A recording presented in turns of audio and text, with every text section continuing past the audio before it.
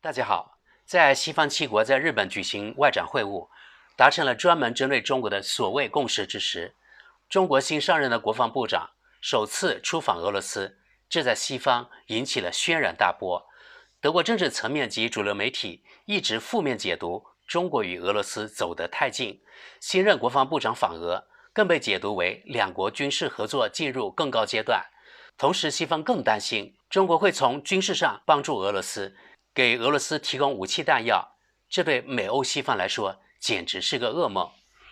其实我一直不理解西方的做法，一边西方七国集团达成专门针对中国的充满敌意的声明，同时又要求中国跟他们站队，共同对付俄罗斯，这么不要脸，只有西方人能做得出来。当然，在这里，日本也是脱亚入欧的西方，这个国家今后会很惨。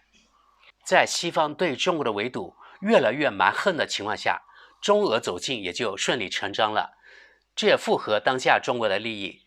新任防长首访就是俄罗斯，说明俄罗斯对于中国的外交地位有多高。而此时，俄罗斯又极其需要中国的支持，因为这也最符合俄罗斯当下的国家利益。随着局势的进一步发展，如果有一天中国暗地里给俄罗斯军事支持，也完全可以理解。你北约可以给乌克兰源源不断地提供各种军事援助，为什么中国基于自己国家利益就不可以这么做呢？另外，我认为中国应该在各种场合多说说北约这个军事联盟不断东扩的黑历史，以及北约发动对别国的战争，尽量让全世界都知道这些卑鄙的历史。我觉得中国有关部门实在太客气了，否则全世界都接受西方定义的所谓正义战争，只看到俄罗斯侵略乌克兰，而不知道导致今日困境的真正罪魁祸首在北约。我觉得这一点非常关键，只有在每一次国际场合不断地揭露西方及北约，才能逐渐掌握话语权及定义权，国际上才不至于那么被动。目前中国的外交主要以防守为主，其实该进攻的时候是绝对不能退缩的。对于中国新任防长此次访俄，德语媒体给予高度关注。今天我们来看看德国国家电视1台对李尚福访俄的报道。国防部长会晤，中国和俄罗斯扩大军事合作。中国和俄罗斯再次展示了他们的密切关系。国防部长李尚福在莫斯科发表讲话，赞成加强军事合作。他的同僚绍伊古谈到了牢不可破的友谊。在莫斯科举行的一次会议上，俄中两国的国防部长谢尔盖、绍伊古和李尚福表示支持加强两国之间的军事合作。绍伊古说，目的是将合作提升到一个新的水平，以便对国际局势产生稳定影响。绍伊古对李尚福说，他期待着本着我们两国人民以及俄罗斯和中国军队之间牢不可破的友谊的精神，进行最密切和最富有成果的合作。俄罗斯正在努力建立一个没有以美国为首的西方主导的多极世界秩序。扩大军事技术合作，李尚福重申了他的国家加强与俄罗斯军队合作的决心。据俄罗斯媒体报道，他说军事技术合作和军事贸易关系也将扩大。绍伊古强调说，李尚福周日还会见了俄罗斯总统普京，他正在通过上任后的首次出访，向全世界展示俄罗斯和北京之间关系的高度价值。而这位中国部长说，根据俄罗斯的翻译，我们无疑正在将这一关系提升到一个新的水平。他还强调了计划中的战略伙伴关系的扩展。军事院校之间的合作协议，双方签署了一项关于双方军事院校之间合作的协议。在对邻国乌克兰的侵略战争以及由此导致的与西方国家的决裂中，俄罗斯正在努力争取中国成为一个强大的合作伙伴。中国认为自己在这场战争中是中立的，然而西方国家指责北京政府默默地支持俄罗斯入侵乌克兰的行动。西方国家担心中国可能向俄罗斯提供武器，来支持其在乌克兰的攻势。接着我们来看看德国电视1台在推特上发布的这条消息的评论。我觉得贝尔伯克通过访华坚持遵守西方价值观和孤立俄罗斯并取得胜利的做法很好。现在即使是对女权主义外交政策的最后批评者也不好意思说什么了。下一位，目前还没有来自军队的危险，还要等多久呢？目前更危险的是，俄罗斯和中国将沙特和该地区的其他能源供应商从西方联盟中脱离出来，这是针对美国的石油美元和我们的能源供应的。下一位，中国和俄罗斯扩大军事合作，非常理智。中俄反对以战争和制裁席卷全球的好战的美欧帝国主义。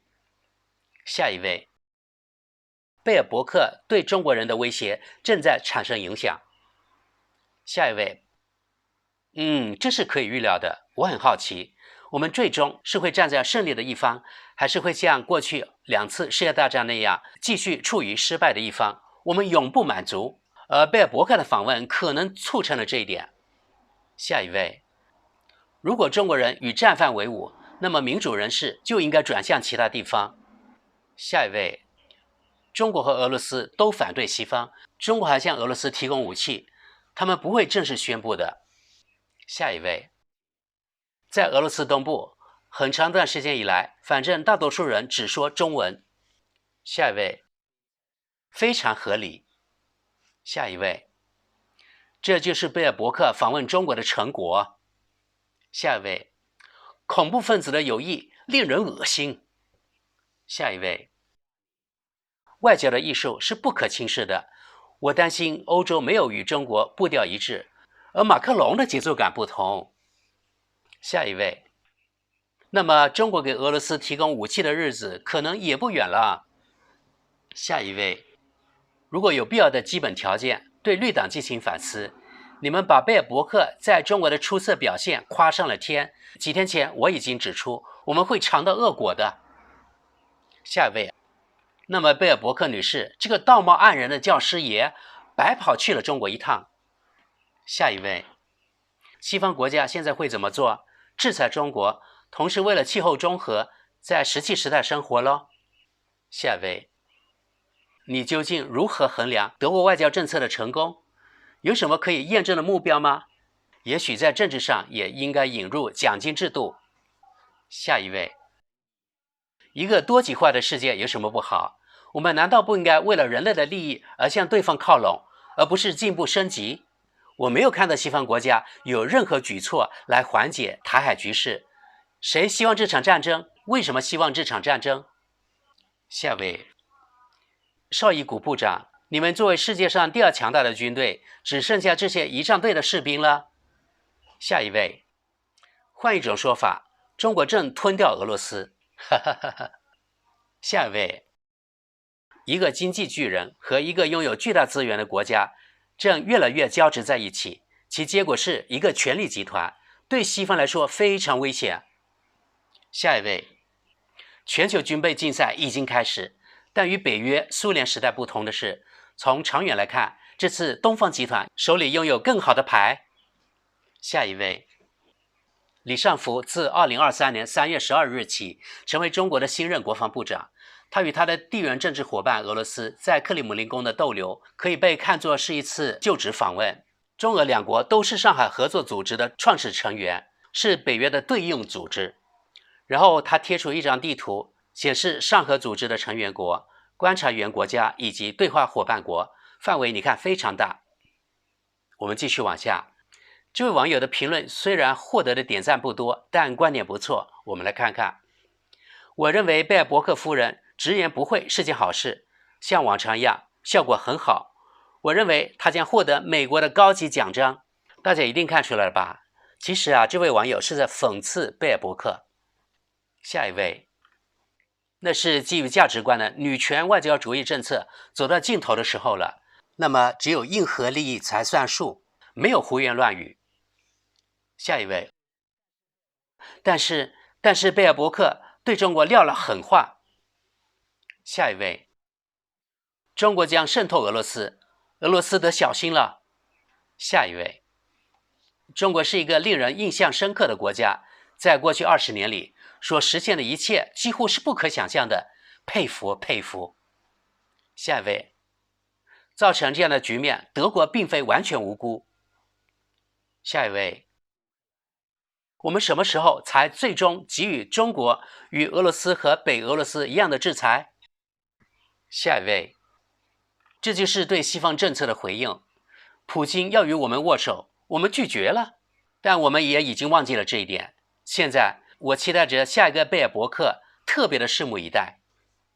下一位，德国绿党认为贝尔伯克女士的出访中国是成功的，宣称中国不提供武器，这种状况持续的时间可长了。德国知识点评，其实呢，这个人也是在讽刺。下一位，今天俄罗斯知道这样的格言：因共同的敌人而最团结。下一位，好吧，当我们的女权主义外交部长玩肌肉游戏时，中国和俄罗斯都害怕了，可以理解的。下一位，你们还想预料到别的吗？下一位，欧盟啊，太愚蠢了，在傲慢中孤立自己。下一位，北约的对应方，许多国家都将加入进来，这就对了。下一位，安娜莱纳不是禁止中俄两国这样做了吗？德国只是说明一下，安娜莱纳是德国外长贝尔伯克的名。下一位，一个东方的北约多么邪恶和可怕呀！下一位，我们可以看到，虽然只有中俄两国的国旗及大拇指，但意思嘛不言自明，也获得了不少点赞。下一位，哇，来得太令人意外了。下一位，我们的试探升级政策起作用了。下一位，哎呦，竟然没有征求未来的世界警长贝尔伯克的许可。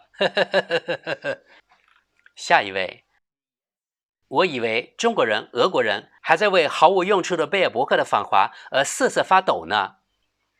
下一位，我们可以看到这位网友使用了瑞典气候女孩的名言，他的评论是：这怎么可能呢？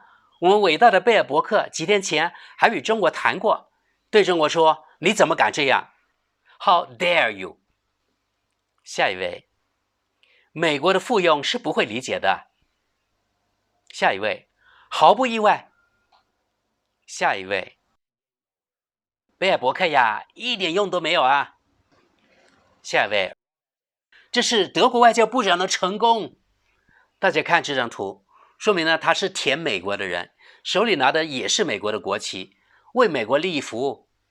下一位，当贝尔伯克女士直言不讳的时候，其结果就是这样咯。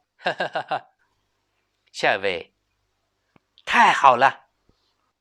下一位，大家看这些小图案，显然这位网友拍手称快，幸灾乐祸嘛，是吧？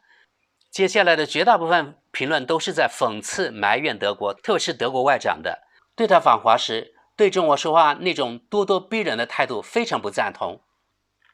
你们期待什么呢？越来越清楚的是，所谓的西方价值观正在全世界范围内失去支持，越来越多的人认识到美国和欧盟的好战性。因此，如果德国人再不醒来，并将这个政府和他们的媒体赶到地狱，那么一切都肯定会变得更糟。好了，朋友们，我们以这位读者的评论结束今天的话题吧。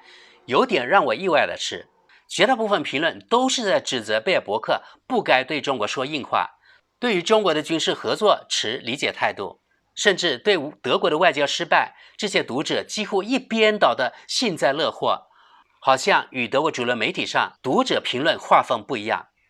大家是不是也这样认为呢？那好，我们今天就到这里，谢谢大家，我们下期见。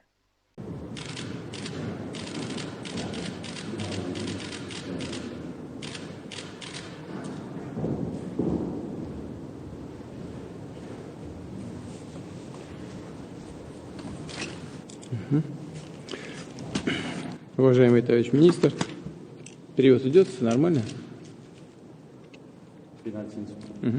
Очень рад вас видеть. Вы прибыли в Россию после визита в нашу страну нашего большого друга, моего друга, председателя Китайской Народной Республики, товарища Си Цзиньпиня. Хочу еще раз подчеркнуть, что визит прошел очень продуктивно. Мы в том числе затрагивали, конечно, и сотрудничество по линии военных ведомств между нашими странами.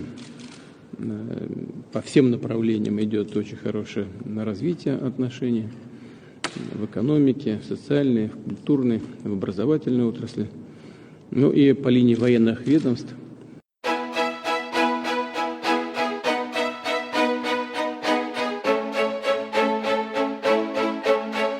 这个学员也为我们中国人民解放军培养了很多高级人才，非常感谢。当今世界现在还比较乱，就是要维护和平、维护地区稳定，需要强大的军队，需要强大的国防，这个学员就更加重要。强大的中俄军队是对世界和平的一个贡献。